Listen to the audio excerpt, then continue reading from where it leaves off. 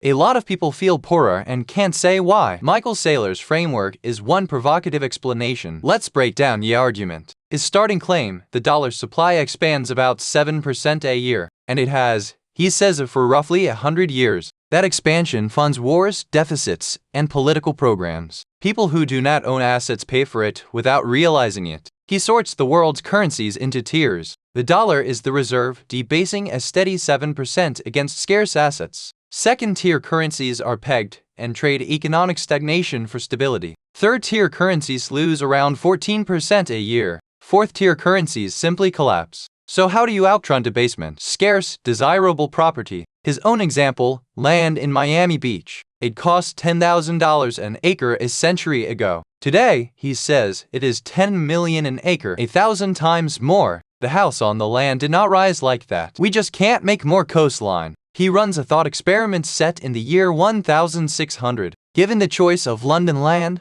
buildings, goods, or currency, which survives to 2026? Though everything else decays or is reproduced. Scarce desirable property, land, fine art, gold, sports teams, and Bitcoin. Now layer in the technology shift, and it gets sharper. Saylor argues AI is demonetizing human capital. White-collar bots, he says, are already here. The cost to draft a will, a contract, or a medical opinion is falling exponentially, and robots, he estimates, are roughly 10 years out for physical work. His blunt takeaway, do not be in the path of what AI and robots can automate. The value, he argues, shifts to distribution and influence. An account with 5 million followers can monetize anything. A brilliant creator with 50 followers cannot. So what is Bitcoin in this framework? He calls it digital capital, the digital form of economic scarcity. Gold, he argues, was the best portable capital until it was too slow for a digital economy. You cannot move $10 billion of land or oil across the world in an hour, but you can move digital capital almost instantly. He frames it as a network nobody controls and everybody runs. Hard to tax, hard to seize, and ownable in tiny amounts. You can own $87 of it from a phone, which, he argues, democratizes property ownership itself. And the biggest risk to the network,